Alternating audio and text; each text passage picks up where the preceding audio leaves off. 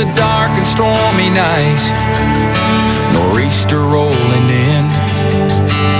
It's a long 12 hours, the power's out again. I pray for inner strength and that we don't lose no lives. Just another day in the first responders' eyes. Half a cup of coffee's gone, the first run comes in. A car slid off the road, there's a family trapped within.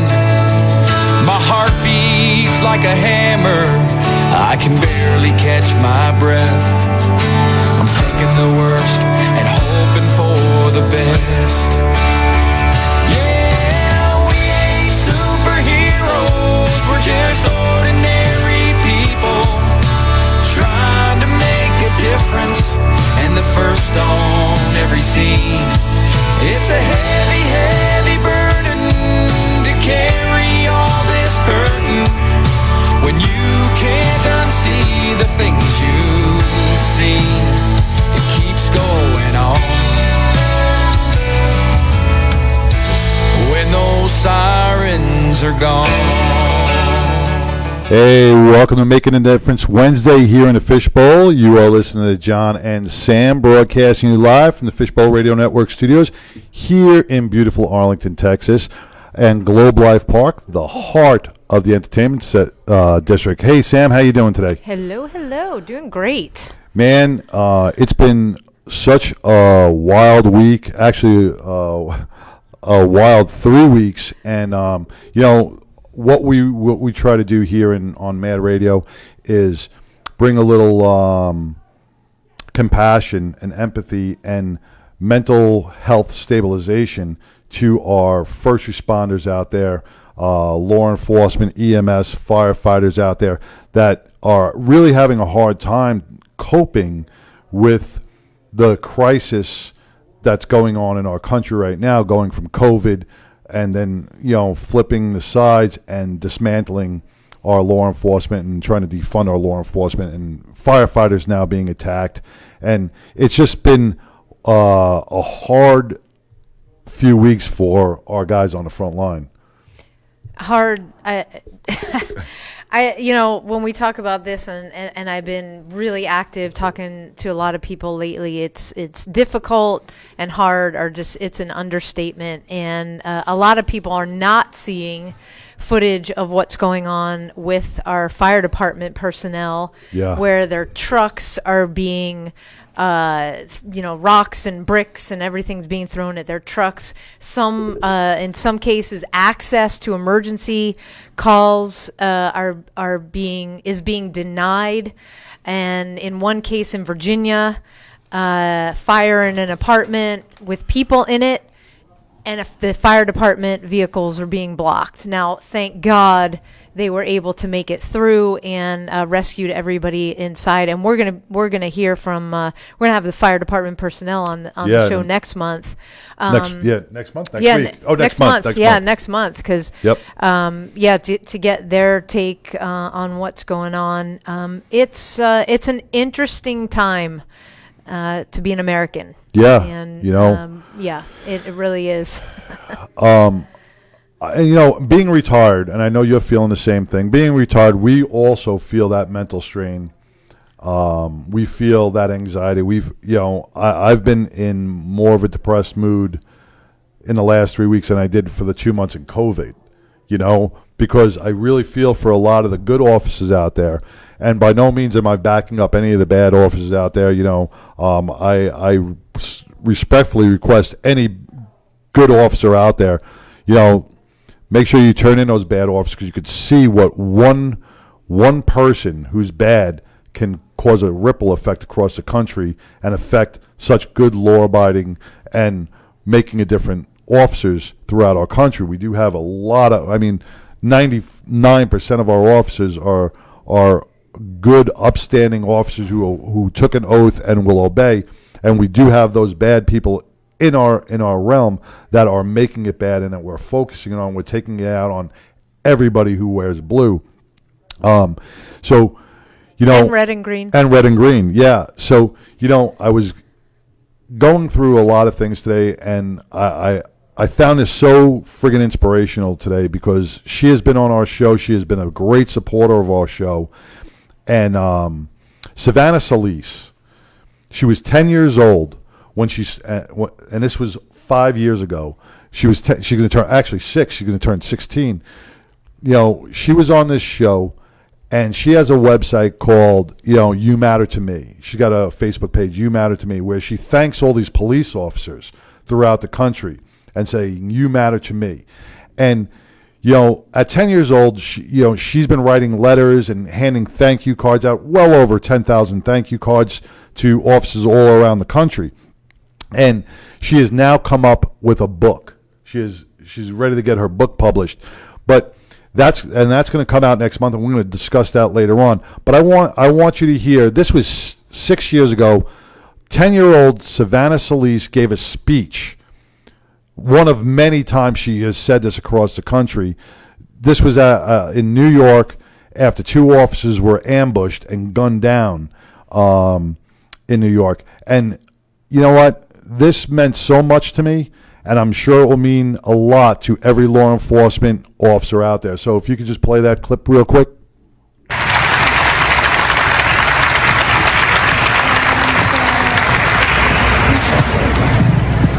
Hi, my name is Savannah Solis, and I am 10 years old.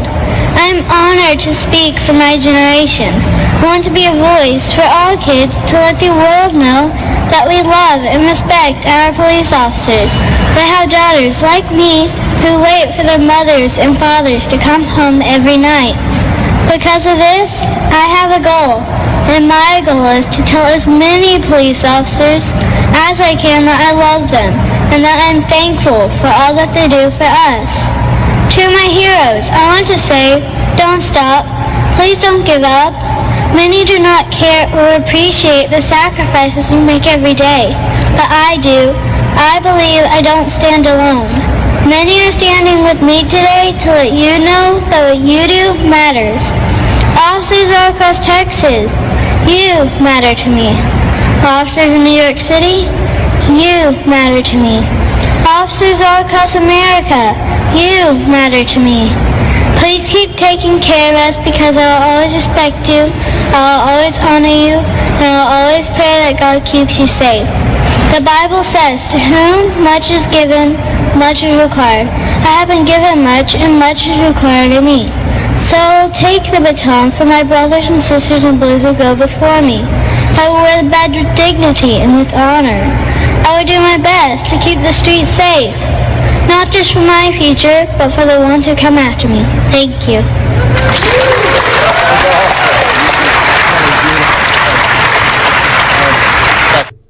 All right, man. And that was Savannah Solis at 10 years old.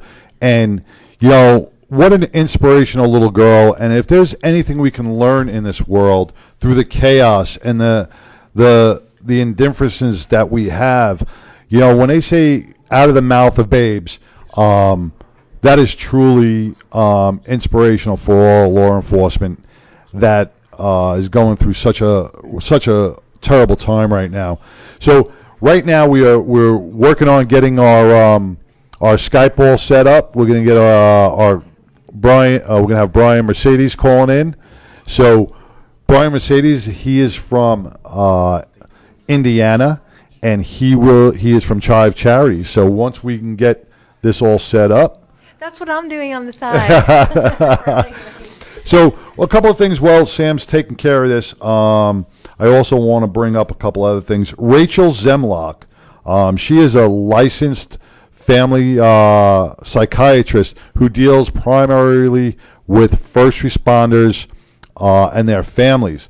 She's going to be holding a webinar this Saturday, and she is, asking if you're a family member of a first responder, if you're a first responder and you'd like to join in on this webinar and find out how you can help your spouse through this tough time, if he's having some emotional or some mental issues, mental stress issues, you can give us you can give me an inbox Mad Radio, and we will send you the link.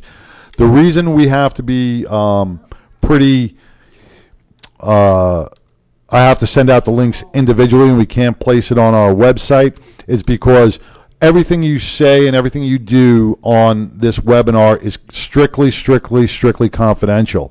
We do not, this is not something that we would like to share with the rest of the world, but if you are a first responder and you are a first responder family, we could share it with you because that's how we want to keep it within the confidentiality rules of patient-client privilege.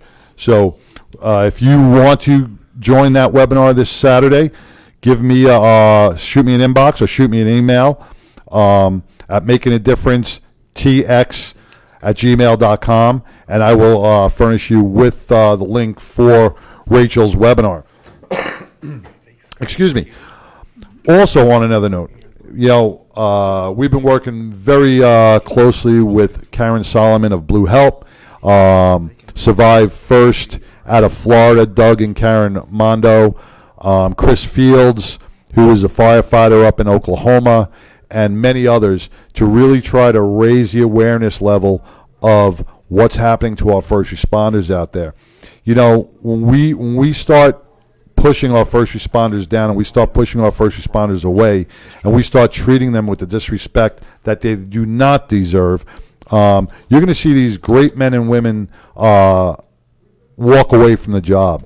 And when that happens, we are going to have total chaos because nobody is going to be reapplying for law enforcement jobs. Nobody is going to want to deal with that mental stress that these men and women do every single day. And I want to just bring up, this emotionally impacted me a lot today. And I don't watch TMZ, but I did see a TMZ video that was posted, and it was a young female officer who was just trying to get a meal, who went to McDonald's and was just trying to get a meal, and she was so worried because the meal took so long to get out. Just an Egg McMuffin took over 10 or 15 minutes to get out to her car. She emotionally broke down because she thought somebody was screwing with her meal. She thought somebody was tainting her meal.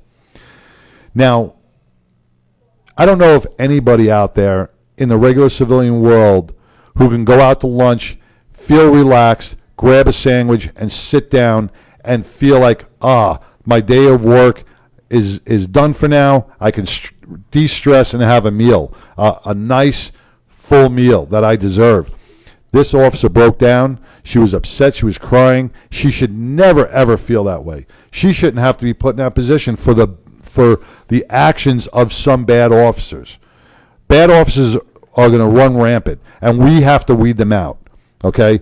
And that's why we, as a nation, as communities, we have to show that we support the good officers, but we will make sure that the bad officers are locked up and thrown off the force and get what they deserve. Because one bad officer will taint the shield of 99% of the good officers out there. So we have to learn transparency. Our police departments have to be out there, and they have to look at the red flags. They have to see that if an officer has 12, 15 complaints, there's something wrong. There's no reason that officer should be out on the streets, correct? Absolutely. I mean, there is a level of responsibility and leadership that the chiefs are absolutely responsible for. And right. If there is any question, it happens every day. I've seen it. You've seen it. Once a complaint comes in, the officer's called in. You have a conference. They're not back out on the street. Right. So in this, I think we can say absolutely that what occurred, that Mr. Floyd's death, absolute travesty, horrible. We support the black community. We support the hard-working men and women out in the communities trying to make it better, cleaning up. For those who had their businesses or livelihoods destroyed, we're with you because we're independent business owners as well. And this is something we never painted a picture that law enforcement was this untouchable tower of, call it whatever you want. Right. There have been systemic issues of racism in law enforcement since before you Yeah. and I Yep. were on the force. I mean, Right. way before. Yep. You can open the history books of any major city in the United States and find that. So what I've been questioning in my mind through tears, through frustration, through anger, through heartbreak, through tears, is like, why were these things missed, swept under the rug? We have had the opportunity so many times. We have a political system that outright makes rules, policies, decisions that funnels and trickles down to our local level that's not helping the situation. The politics have never helped the local sheriff, constable, anything, any department solve what they need to solve. And it's not all about money. I mean, you defund the police department, you take away the chance to train better, Right. to learn more, to expand and bring a police force that is properly trained in all techniques. But once we start mixing, I've never been a fan of the mixing the politics with anything at the local Right. levels, and Right, police, right, right. fire, EMS, public works, you name it. It's because what are politicians? What do? They do anything to get elected, right? Right. So how does So that everybody's in the long collateral run? everybody's collateral damage for a Right. vote. you know? Exactly. So we've got a lot of fallout, tremendous amount of fallout, not only mentally, but physically, because we had a lot of physical altercations. And right now, is it okay to intro? Yeah. Okay. Let's go on to We that. have on with us Brian Mercedes, who is the executive director of Chive Charities, and a huge shout out to Trent Fielder, who put me in touch with Brian and got the ball rolling here. Brian has gone from baseball coaching and sales and marketing management to finance and nonprofit leadership. He has lived and worked all over the country, as well as in the Dominican Republic. And he finally found a home in Fort Wayne, Indiana, where he's joining us on Skype. And he has found his passion in helping others. And Chive Charities' mission is to make the world 10% happier. I like that. I know. We're going to get into that. I love it. When I first like read that. it, I'm like, I wait, like what that. do we even mean? You know, 10%? I really do. Let's make it 100%. No. But I get it. Yes. And we're going to talk about that through supporting veterans, first responders, and rare medical diagnoses with life-changing grants, and spreading awareness through sharing the personal stories of grit, courage, and never giving up. And to date, Chive Charities has helped over 380 causes with $14 million in aid, covering renovation projects, wheelchair-accessible vehicles, pieces of medical and therapy equipment, service dogs, and downright impactful experiences. God And bless you, man. I'm gonna put this put their website up, because if you go on there and you read these stories, first of all, you're gonna cry. There's a theme I tonight. bet. Sam's I been bet. sad, but it's, the stories are so moving. And so, without further ado, Brian Mercedes, Welcome, how are Brian. you? Thank you guys. Thanks for having me. Hey, thank you for coming on all the way from Indiana, and we welcome you. And listen, Sam gave you a great intro. Tell us a little bit about Chive Charities. Yeah, so we have been around since 2012, and kind of the genesis of Chive Charities, if you've ever heard of a media group and a website called thechive.com. Yes. That got started back in 2008, and it really started to gain traction over the next few years. Really, it was this kind of underground blog, and it was mainly centered around just like making people laugh. Yes. And I saw so a people lot would of go- the stickers on people's car windows. Right. Chive Nation. Right. And keep calling Chive on. You've maybe seen like the Bill Murray stickers, Yep. and those kind of came to encompass what the Chive was all about. And this movement, the Chive, went from being this underground kind of wink and a nod, this community that was mainly online, and then you started to see people meeting up offline, and with that you had people submitting pleas for help, and with I think it was 2011 was the first time that there was actually a first responder, a Fluvanna County Rescue Squad, a volunteer fire department and rescue squad out of Fluvanna County, Virginia. They lost their government grant, and they had to close their doors if they didn't kind of throw out a Hail Mary and get some help. So they said, hey, you know what? We're all fans of the Chive website. Let's, they've got this submit email. Let's go ahead and email John, because for some reason the owner of this website gave us his email. And they said, hey, look, John, we're going to have to close our doors. There's nobody within 60 miles, and literally lives are on the line. If somebody is injured, there's no other EMS, there's no other fire department around here. We're it. So, we could use your help. John says, hey, you know what? I don't know what we can do, but we've got a community. Let's see what happens. So, writes a little story, connects to their PayPal account, and within a few hours, they raised $30,000, saved the rescue squad, which is still open today. And that was kind of the genesis of this goodwill, this making the world 10% happier. And from there, just kind of gained traction, and that online community wanted to do that more and more. And we started to call that just like the flash charity campaign model, where like flash mobs back then were a big thing. And so, we would basically bring our community, which we learned more and more had not only numbers, but it had power, and everybody wanted to make the world a better place. So if you got, 200,000 people that give $5, or $10 or $25, you can move mountains. And just the power of a lot can, or a little bit can do a lot. And it was, proved over and over again. So, Chive Charities came kind of out of that thinking, where we've got this amazing community and we may as well do this more often.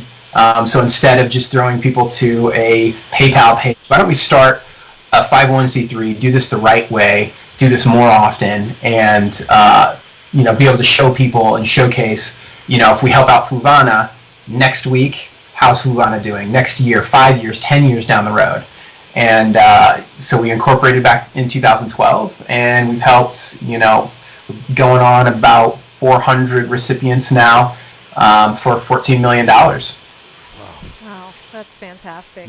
We always turn around and we say, we can't save the world, but we can help one person at a time. Exactly. And when I saw that little logo of yours, that little statement of yours, we want to make 10% of the world happier, and that just brings to light, we can't make everybody happy, but you know what?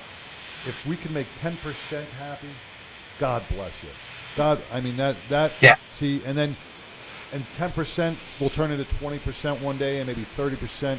So, I applaud you. I applaud your whole organization for not just saying we're going to make everybody happy. You're not. You're going to make 10%. It's creating a legacy of And happiness. yes. I love that. I really, and we're really realistic, do. Yeah. We're realistic in the fact that, we're trying to, like you said, we're not trying to change the whole world, but in changing just a little bit, like you may not even donate to Chive Charities or donate to one of our causes, but you may read that story and it makes your day a little bit better, and you share that story with someone.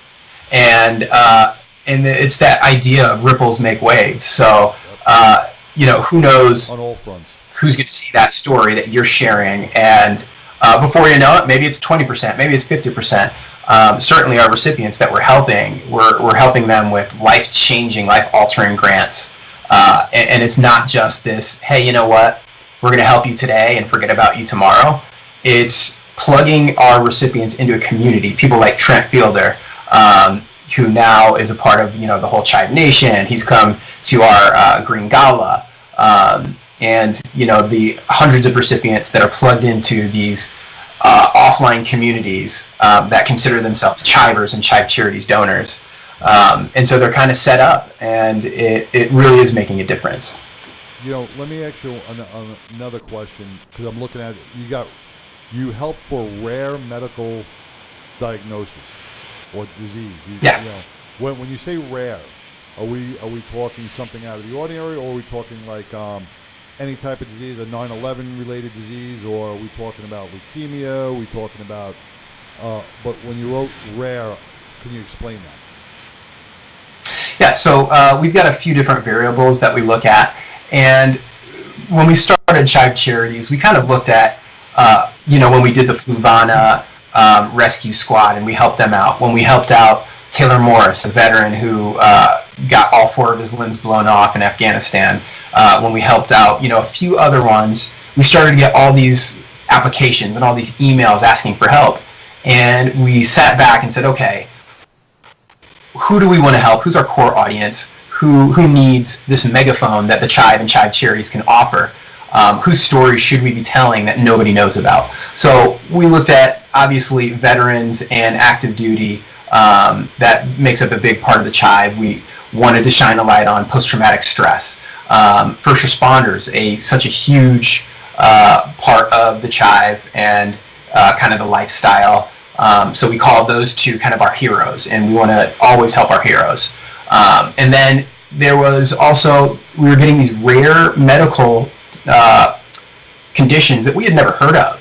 And what we started to see was that, there was a Zoe Lush who, her insurance wasn't going to cover the same thing that someone else had because the insurance company didn't really recognize that diagnosis. And we said that's not fair. Right there. Let me just stop you real quick, because I just want to, I want to bring to point, I want to bring to light on this, that millions and millions of Americans go through this insurance issue every single day.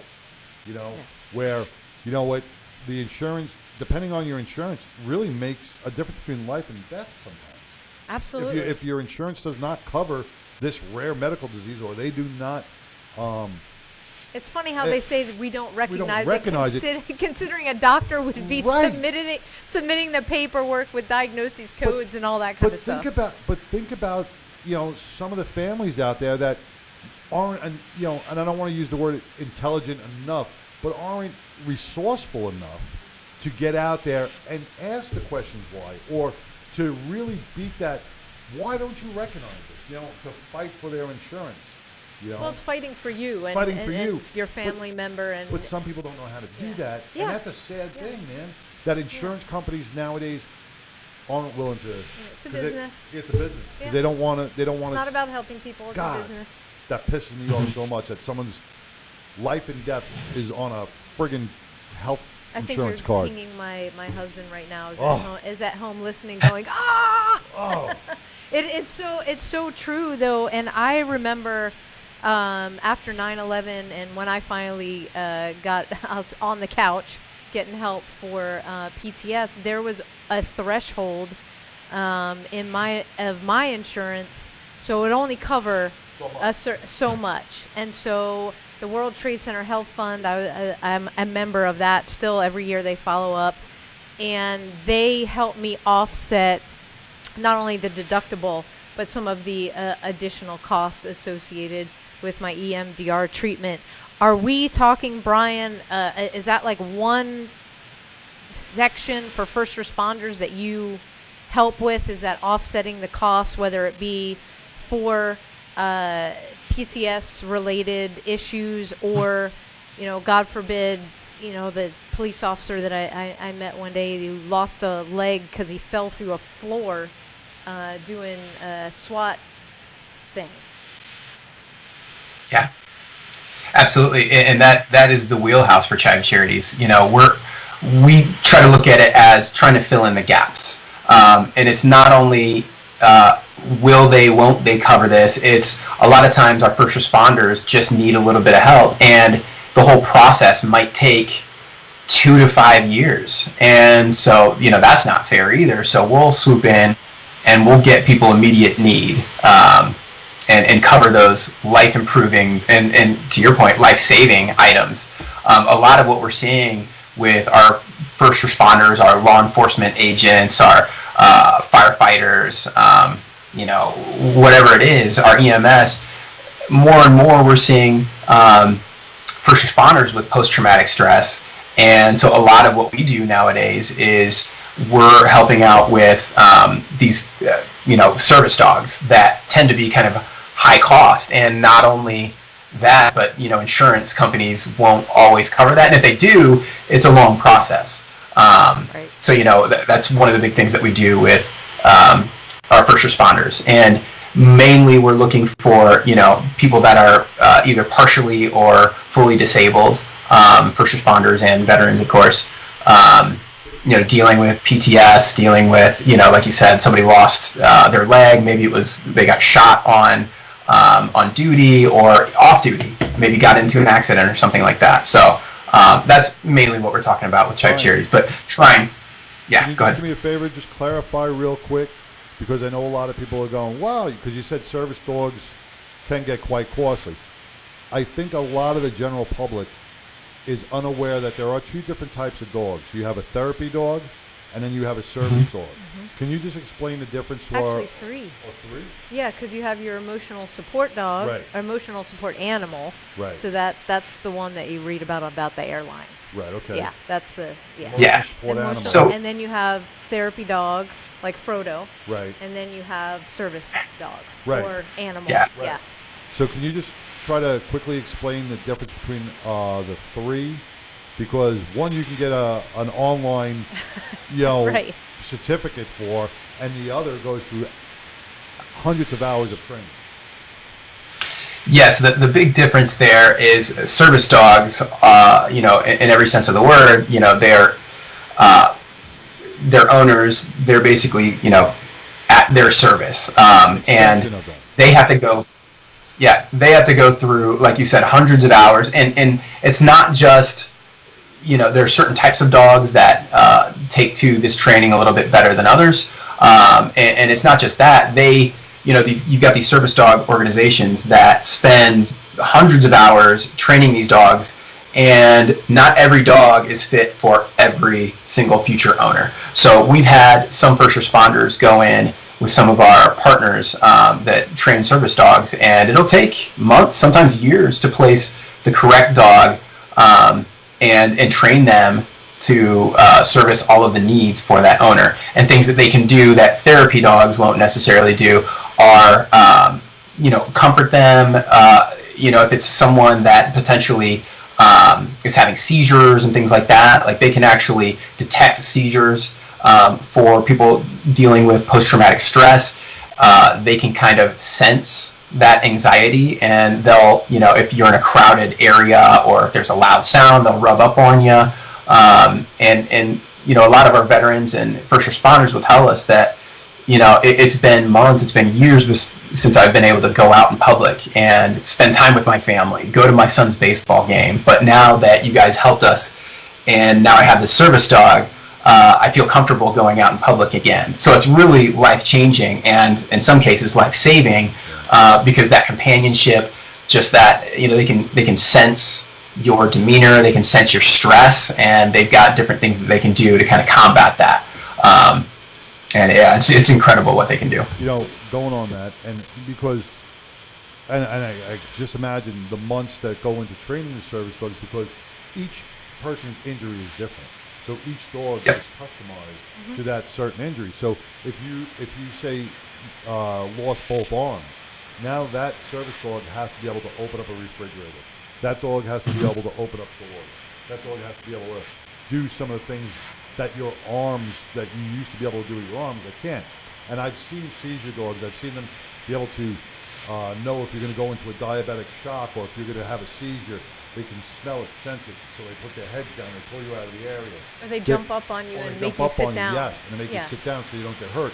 So there's a multitude of injuries out there, and that's like we're trying to find a needle in a haystack. Right, Place a dog with. exactly. And Brian, you had mentioned that you work with partners.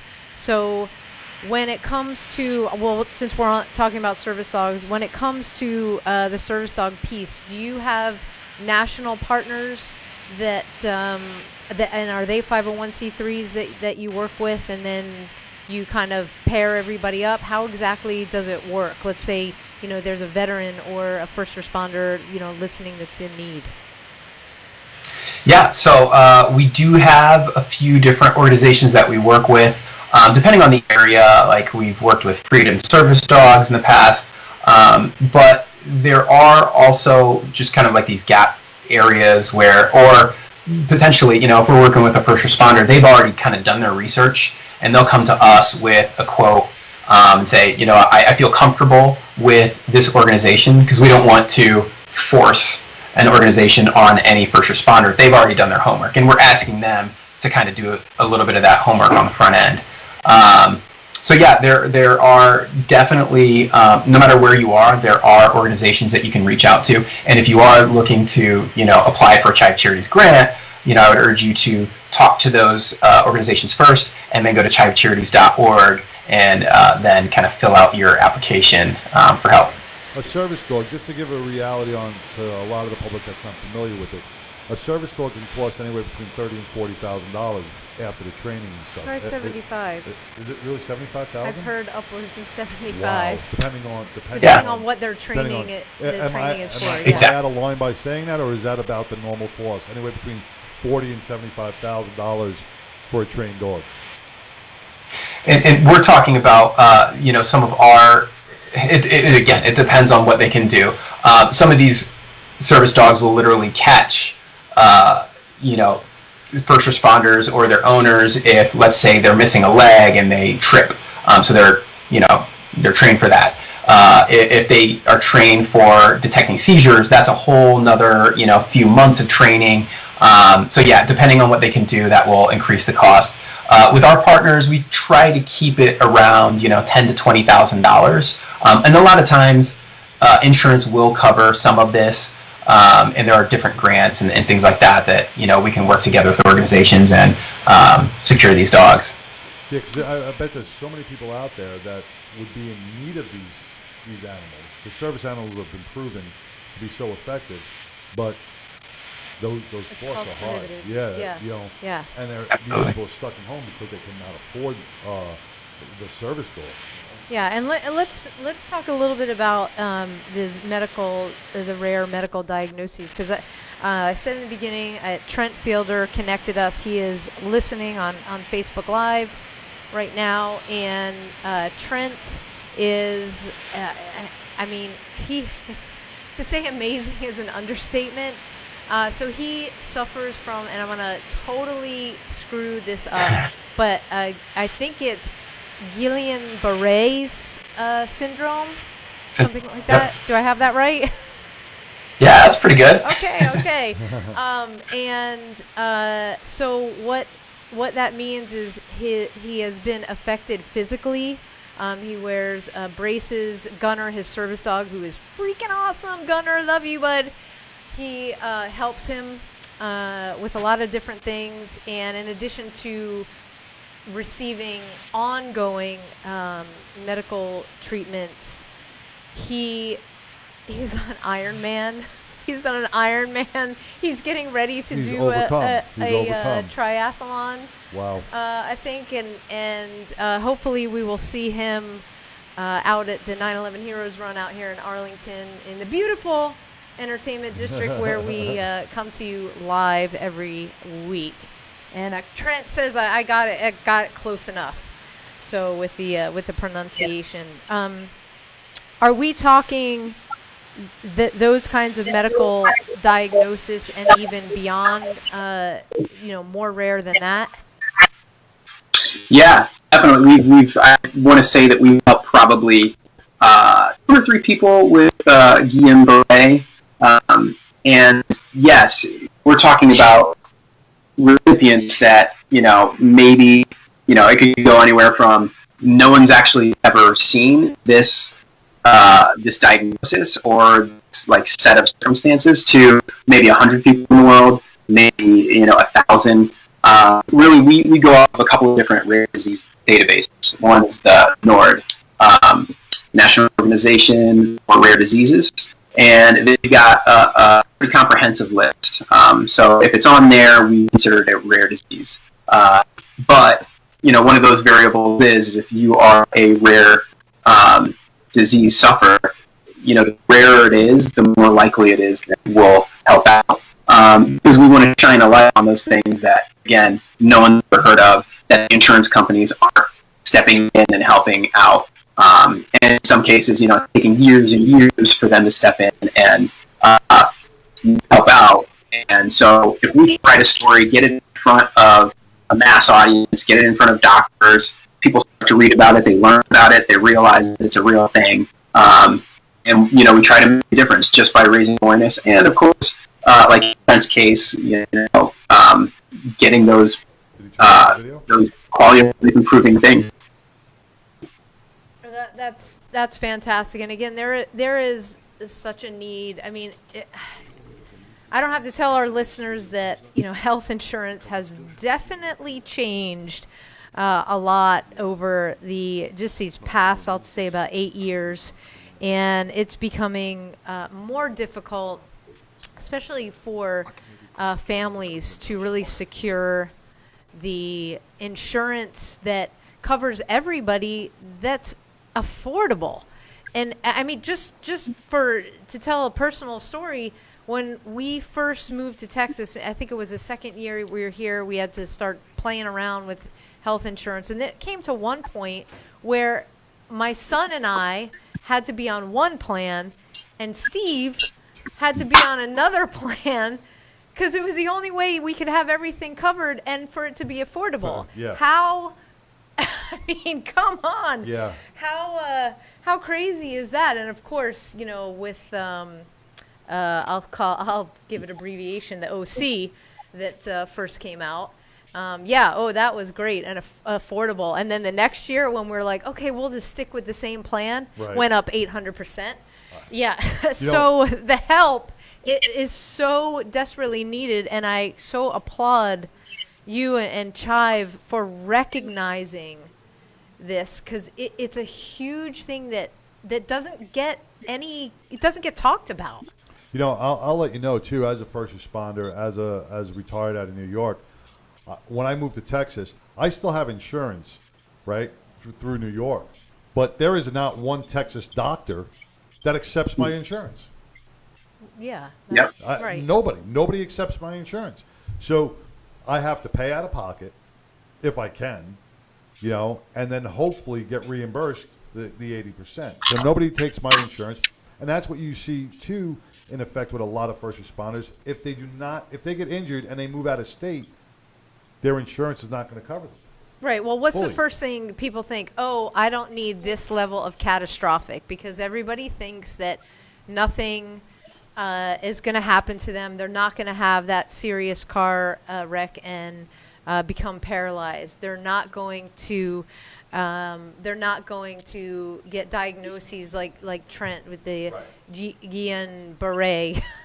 I still think I'm messing that one up.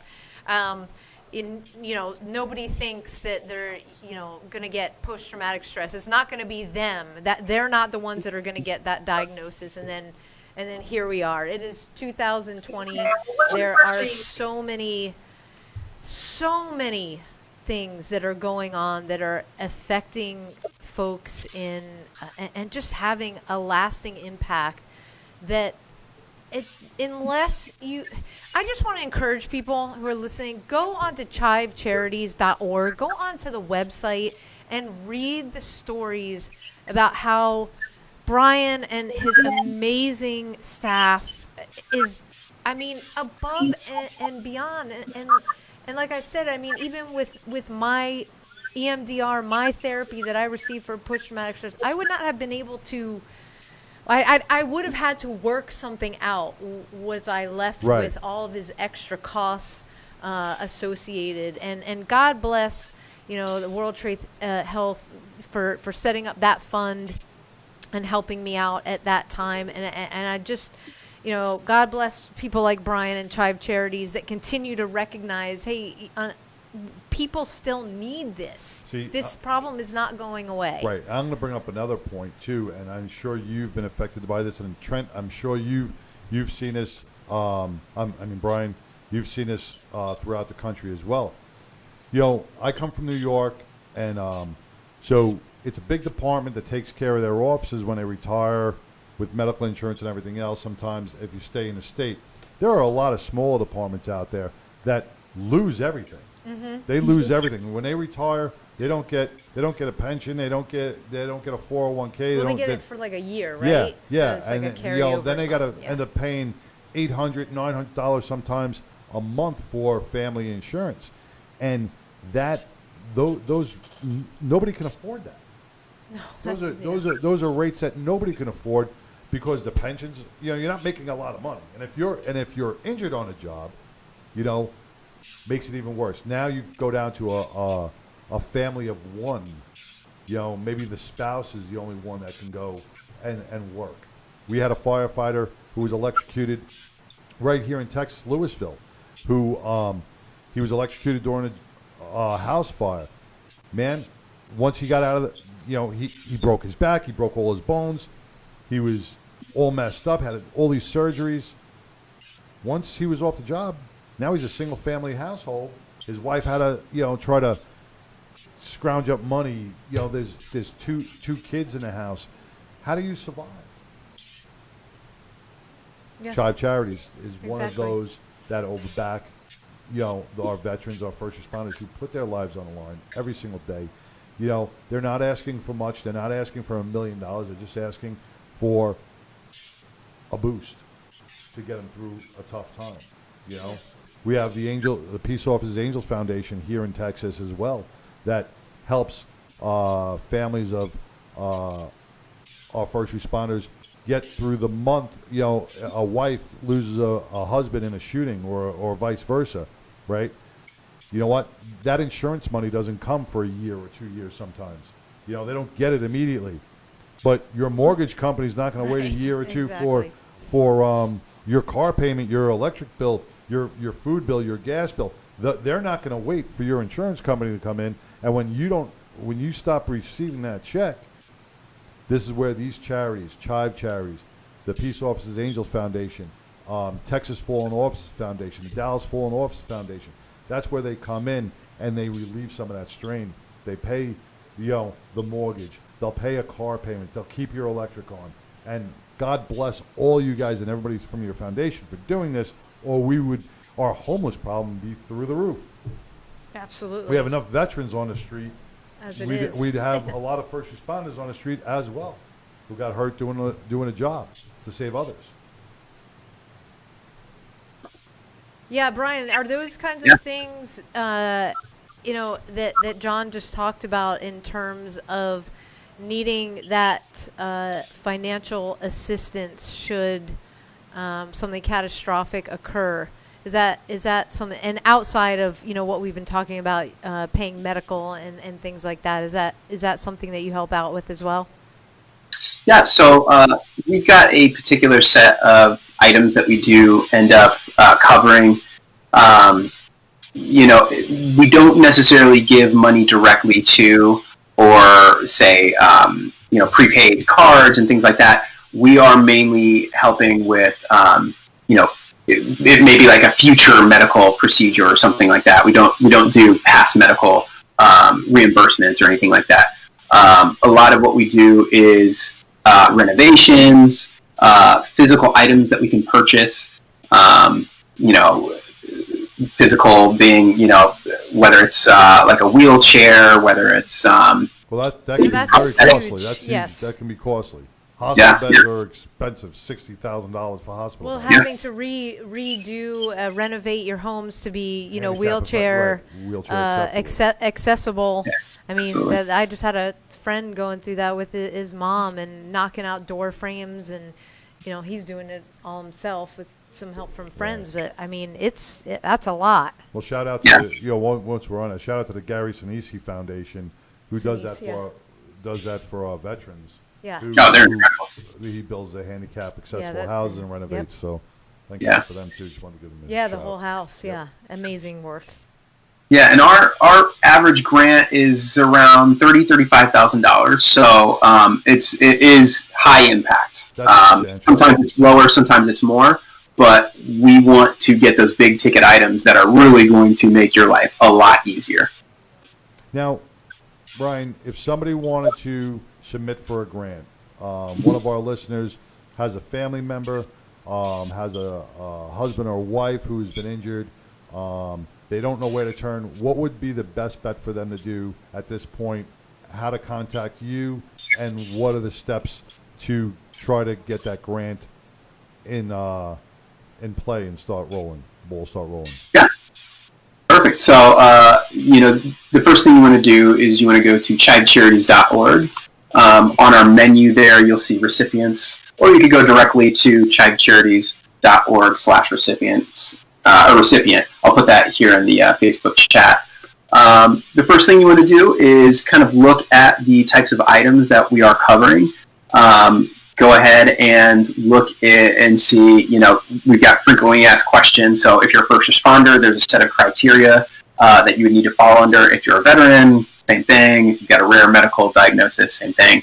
If you are a first responder that has a rare medical diagnosis, then you're hitting kind of two categories. I would select the first responder, that category if you're filling that out. Things that you'll need are just doctor's notes. You'll need proof that you were a first responder. If it's a police department, you need to have something, proving that you're either active or you're disabled. You need to have invoices for what it is that you're asking for, whether it's a wheelchair, prosthetic, a service dog. If you could get some quotes from, say, a builder to help build out like a handicap accessible bathroom, or whatever it is, have that available. That kind of moves it along a lot faster. And then everything else you have, we're just asking for general information, things like how many people are in your household, what's your household income, things like that. Is there a face-to-face interview process? There is not face-to-face. We'll have you submit pictures, social media, things like that. And then once every 4 months, we will sit down with the board and we'll kind of have a board selection committee where on average there's about 60 recipients that we choose from. Wow. All of them are deserving at that point. And from those 60, we have to kind of select 22 about. So that's the hardest part, is kind of saying, But if they get denied the first time, could they roll over to the second? Yeah, so a lot of times if you do make it to that selection, we'll keep you kind of in a pending state. Sometimes, we go to help someone and they've already received some help. So, we can't help everybody at the same time. Those 22 recipients that we're going to help over the next 3 to 4 months, they may have received the help that they got, or the insurance company got back to them and purchased, help them secure the item. So if that happens, then they may fall off, and then one of those pending recipients that we have, we'll call them up, and that's a great conversation to have, because we kind of let them know, like, hey, we can't help you, but who knows, in a month or two we call them back, and then it's life changing. All right, Brian, we got to wrap it up because this hour went real quick. But one thing I would just do want to point out to everybody listening: this is a 501c3 non-for-profit. They write grants. They solely they have partnerships, but sometimes all those partnerships aren't good. So you can donate. Donations are what this foundation does live for, because those donations go out to help everybody else. So on that website, chivecharities.org, you can also place a donation as well, right? Yep. Yeah, exactly. Donate button up there. It'll actually shine at you, upper right-hand screen. And, whether it's a one-time donation, a monthly donation, every little bit helps. And we call everybody that donates at Chive Charities a 10%er, because you share that mission that we have, and you just want to make the world 10% happier. Whether, it's $5 donation, $100, $1,000, you're doing your part, and you're changing lives. Yep. All right. Well, Brian, thank you so much. Keep up the good work. I'm 10% happier. I am fantastically 10% as well. And thank you. Thank you for everything you do. Whatever me and Sam can do for your organization, please let us know. We will keep promoting you and putting you out on our social media pages, and we will help you make a difference. Thank you so much, guys. Thanks for having me. Really Thank you. appreciate it. All Wow, right. Well, that was amazing. I just absolutely love what they do, and I hope people, again, I'm just going to say, go to the website, read the stories. They're so impactful. Yes. So Man. what you got to take us home, Oh, sir? I just, I want to bring this great nation together. I want to bring people together. The violence, the insanity, the COVID. Let's all work through this as a people. Okay. Let's not let certain agitators racially divide us. We are human beings. Let's come together as human beings. And Let's be heal. blessed for what we have. Let's not cause violence. Let's not cause destruction. Let's not spread hate. Let's be one and work together. And until next week, man, God bless everybody. God bless everybody God out bless there. you guys. I want to thank our board Thank operators you, board and our people. ops. Appreciate it. All right. Till next week, stay good. And if there's anything in this world that you can choose to do, please be kind. Peace. Hi, Amy Manuel here, proud Texas liberal and host of Political Musings every Monday at noon on Fishbowl Radio each week.